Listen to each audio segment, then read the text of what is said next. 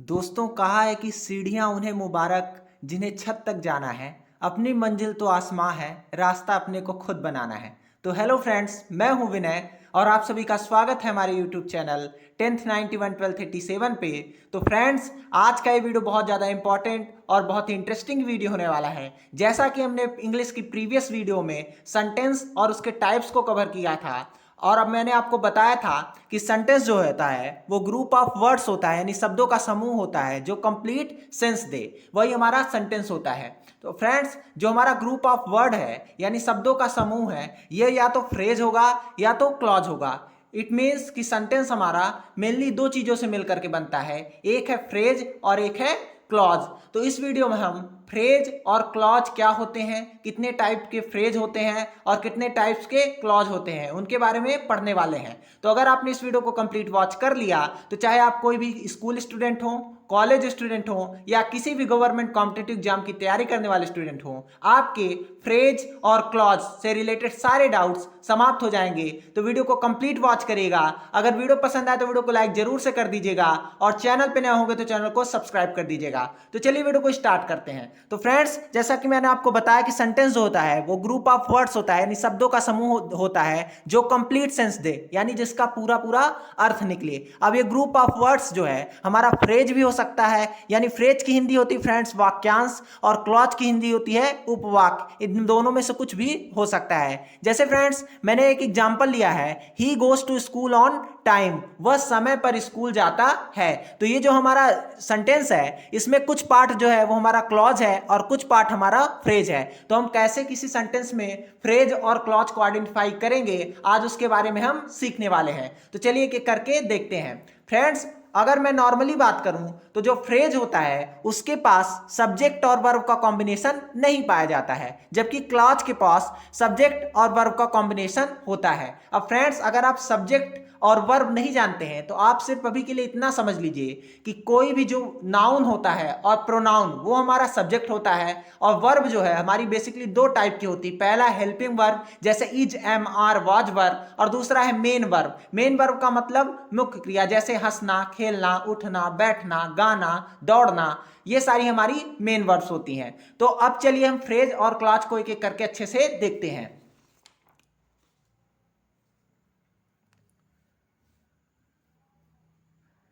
तो फ्रेंड्स, सबसे पहले हम फ्रेज यानी वाक्यांश, इसके नाम से ही आपको पता चल रहा हो कि वाक्य का अंश, इसी को हम बोलते हैं फ्रेज। तो it is a group of words with no subject verb combination, it doesn't give a meaningful sense. मतलब ये जो है शब्दों का समूह होता है, ग्रुप ऑफ वर्ड्स होता है जिसके पास सब्जेक्ट और वर्ब का कॉम्बिनेशन नहीं होता है, जैसा कि मैंने आपको शुरुआत में ही बताया।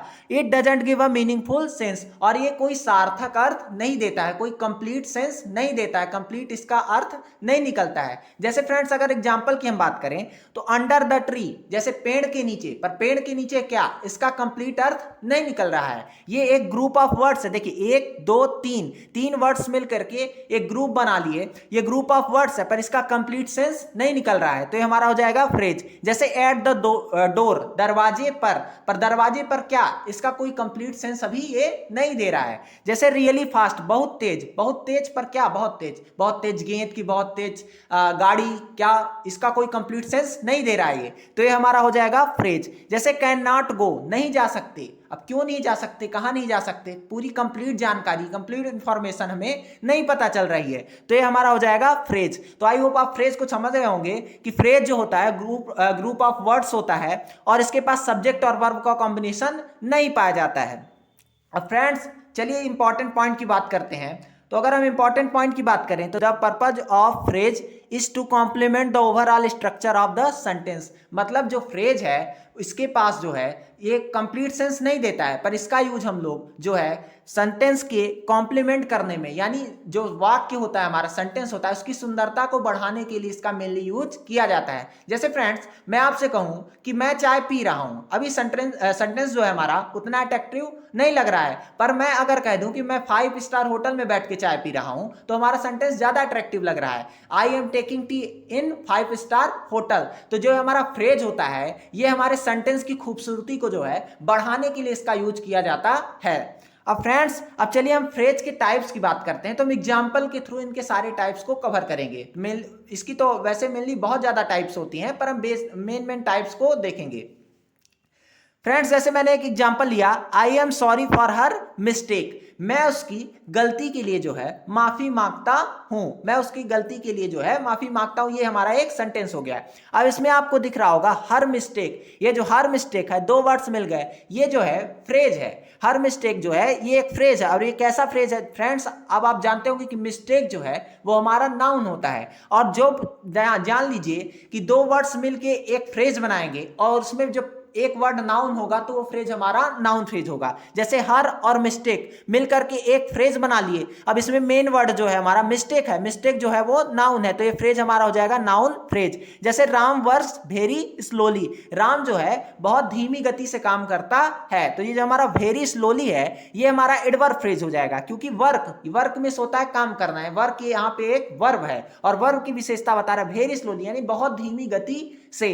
तो ये जो इसमें मेन वर्ड हमारा जो है वो एडवर्ब है, तो ये हमारा एडवर्ब फ्रेज हो जाएगा। इसी प्रकार से in the end we all have to die, मतलब अंत में हम सभी को मरना है। तो फ्रेज ध्यान रखिएगा, फ्रेज जरूरी है कि लास्ट में ही आए, फ्रेज शुरू में भी आ सकता है। तो इन द एंड जो है फ्रेंड्स ये हमारा एक फ्रेज हो जाएगा। अब फ्रेंड्स इसमें जो है इसकी स्टार्ट जो है इसकी प्रारंभ जो है इन से हो रहा है, इन हमारा एक प्रीपोजिशन होता है, तो हमारा प्रीपोजिशन फ्रेज हो जाएगा। तो आई होप आप इसको समझ गए होंगे। अब फ्रेंड्स, जैसे नेक्स्ट हम एग्जांपल देखें तो Vinay is a man of kind nature, Vinay जो है वो जो है काइंड नेचर का एक व्यक्ति है, यानी दयालु प्रकृति का एक व्यक्ति है। तो जो हमारा काइंड नेचर है ये विनय यानी विनय की जो है हमारी क्वालिटी बता रहा है। तो जब जो वर्ड विनय जो है हमारा ये एक नाउन है, और नाउन की जो वर्ड्स क्वालिटी बताते हैं वो हमारे होते हैं एडजेक्टिव। तो काइंड नेचर जो है ये एडजेक्टिव है, तो इसमें मेन वर्ड हमारा एडजेक्टिव है, तो ये हमारा हो जाएगा एडजेक्टिव फ्रेज काइंड नेचर। तो आई होप आप फ्रेज को अच्छे से समझ गए होंगे। अब चलिए हम क्लॉज को अच्छे से देखते हैं। तो फ्रेंड्स, अगर हम क्लॉज की बात करें तो क्लॉज की हिंदी होती है उपवाक्य, माने वाक्य का ही एक रूप। मतलब क्लॉज जो होता है फ्रेंड्स हमारा वो एक टाइप का सेंटेंस ही होता है। तो चलिए इसकी हम डिफिनेशन को देखते हैं। तो it is a group of words which has subject verb combination, it may or may not give a meaningful sense। मतलब ये भी जो है ये ग्रुप ऑफ वर्ड्स होता है, यानी शब्दों का समूह होता है जिसके पास सब्जेक्ट और वर्ब का कॉम्बिनेशन पाया जाता है। ध्यान रखिएगा, मैंने आपको फ्रेज में बताया कि फ्रेज के पास सब्जेक्ट और वर्ब का कॉम्बिनेशन नहीं होता है, जबकि क्लॉज के पास सब्जेक्ट और वर्ब का कॉम्बिनेशन होता है। यही इन दोनों के बीच में मेन डिफरेंस होता है। इट मे और may not give a meaningful sense, यानी क्लॉज जो है हमारा जो उपवाक्य है ये जो है ये कंप्लीट सेंस कभी देता भी है और कभी नहीं भी देता है। तो आइए अब देखते हैं कि कब ये मीनिंगफुल सेंस देगा और कब नहीं देगा। तो फ्रेंड्स, चलिए हम पहले क्लॉज के एग्जांपल को देखते हैं। तो जैसे ही इज गोइंग, यहाँ पे ही और इज, ये जो है ही जो है हमारा एक सब्जेक्ट है, इज जो है हमारा वर्ब है, तो सब्जेक्ट और वर्ब का कॉम्बिनेशन यहाँ पे हमारा बन रहा है, तो ये हमारा हो जाएगा क्लॉज। इसी प्रकार से I am writing a letter, I जो है हमारा सब्जेक्ट है, एम जो हमारी वर्ब है, तो सब्जेक्ट और वर्ब का कॉम्बिनेशन बन रहा है, तो ये हमारा हो जाएगा क्लॉज। ध्यान रखिएगा, जो क्लॉज होता है हमारा सेंटेंस, एक सेंटेंस और क्लॉज हो सकता है। तो फ्रेंड्स, आइए इसके इंपॉर्टेंट पॉइंट की बात करते हैं। तो a simple sentence can also be called one clause, मतलब एक सामान्य वाक्य को हम क्लॉज यानी उपवाक्य बोल सकते हैं। जैसे फ्रेंड्स, मैंने एग्जांपल में क्लॉज के लिखा था ही इज गोइंग, वह जा रहा है। अब ये एक सेंटेंस है क्योंकि वह जा रहा है कंप्लीट सेंस दे रहा है, और इसको हम क्लॉज भी बोल सकते हैं। एक कंप्लीट सेंटेंस जो है हमारा एक क्लॉज हो सकता है। अब फ्रेंड्स, सम सेंटेंस में have more than one clause, एक सेंटेंस में एक से अधिक क्लॉज हो सकते हैं, यानी एक से अधिक सब्जेक्ट और वर्ब का कॉम्बिनेशन हो सकता है। जैसे if he comes I will गो, यहाँ पे एक बार देखिए ही कम्स, एक बार सब्जेक्ट और वर्ब का कॉम्बिनेशन यहाँ पे आया, और आई विल गो एक बार सब्जेक्ट और वर्ब का कॉम्बिनेशन यहाँ पे आया, मतलब एक सेंटेंस में एक से अधिक क्लॉज हो सकते हैं। If he comes I will गो का मतलब होगा अगर वो यदि वह आएगा तो मैं जाऊंगा।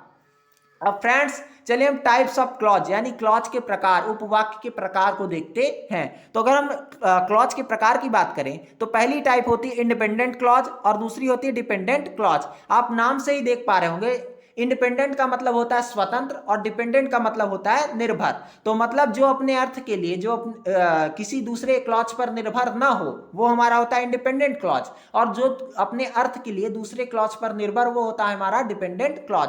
अब चलिए इसकी डिफिनेशन को अच्छे से देखते हैं।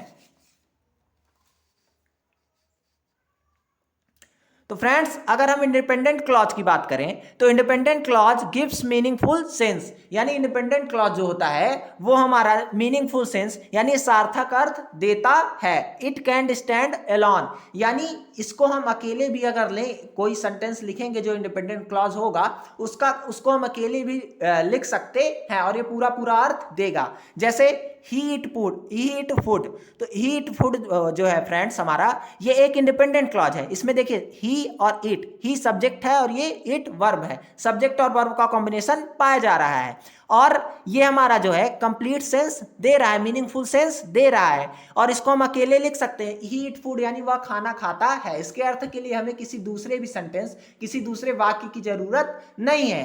तो ये हो जाएगा हमारा इंडिपेंडेंट क्लॉज। जैसे आई वॉज वर्किंग, मैं काम कर रहा हूं, इसके अर्थ के लिए हमें दूसरे सेंटेंस या दूसरे क्लॉज की जरूरत नहीं है। तो ये हमारा हो जाएगा इंडिपेंडेंट क्लॉज जो खुद मीनिंगफुल सेंस दे, जिसको हम अकेले भी लिख सकें, उसके अर्थ के लिए हमें दूसरे क्लॉज या दूसरे सेंटेंस की जरूरत ना हो। अब फ्रेंड्स चलिए हम देखते हैं डिपेंडेंट क्लॉज क्या होता है। तो इसी का जस्ट अपोजिट होता है dependent clause gives no meaningful sense, यानी डिपेंडेंट क्लॉज जो है वो सार्थक अर्थ नहीं देता है। It can not stand alone, इसको मतलब हम अकेले लिख नहीं सकते हैं। इसको हम अकेले लिखेंगे तो ये कोई भी मीनिंगफुल सेंस नहीं देगा, यानी इसके अर्थ के लिए हमें इसके साथ में कोई दूसरा क्लॉज रखना पड़ेगा। अब फ्रेंड्स आइए एग्जांपल के थ्रू समझते हैं ताकि इसको हम अच्छे से समझ पाएं। इफ ही कम्स, यदि वह आएगा। अब फ्रेंड्स यदि वह आएगा तो क्या, यदि वह आएगा तो कुछ इसके आगे कोई सेंटेंस होना चाहिए ताकि इसके अर्थ को हम पूरा पूरा समझ सके। तो ये हो जाएगा हमारा डिपेंडेंट क्लॉज। तो इसको अगर हम पूरा लिखें तो if he comes then I will go, यदि वह आएगा तब मैं जाऊंगा। अब इसका पूरा पूरा जो है अर्थ, कंप्लीट सेंस जो है ये सेंटेंस हमारा दे रहा है। इसका मतलब कि डिपेंडेंट क्लॉज के लिए एक और क्लॉज की जरूरत पड़ेगी जो अपने जो है अर्थ के लिए दूसरे क्लॉज पर निर्भर रहे, वही होता है हमारा डिपेंडेंट क्लॉज जो खुद से मीनिंगफुल सेंस ना दे। फ्रेंड्स अब आप डिपेंडेंट क्लॉज को पहचानेंगे कैसे, तो उसके लिए एक आप नोट को देखिए कि dependent clause often begins with such as word. Dependent clause जो है हमेशा कई बार मेन इन्हीं वर्ड्स से जो है स्टार्ट होंगे, उनके स्टार्ट में यही वर्ड्स रहेगा। तो आप इसको देख के बड़े आसानी से डिपेंडेंट क्लॉज को पहचान सकते हैं। जैसे when, while, if, unless, although, as soon as long as, because, since, etc. मतलब ये वर्ड अगर किसी भी क्लॉज के स्टार्टिंग में लगे हुए हैं, मतलब जो वो क्लॉज रहेगा हमारा वो डिपेंडेंट क्लॉज रहेगा। तो आई होप आप dependent clause, independent clause, clause के सारे टाइप्स, क्लॉज को, फ्रेज के सारे टाइप्स को अच्छे से समझ गए होंगे। तो अगर वीडियो पसंद आए तो वीडियो को लाइक कर दीजिएगा, चैनल पे नए होंगे तो चैनल को सब्सक्राइब करके बेल आइकन को प्रेस कर दीजिएगा ताकि इसी तरीके की वीडियोस की नोटिफिकेशन आप तक पहुंच जाए। तब तक के लिए गुड बाय, टेक केयर, जय हिंद। मिलते हैं नेक्स्ट वीडियो में।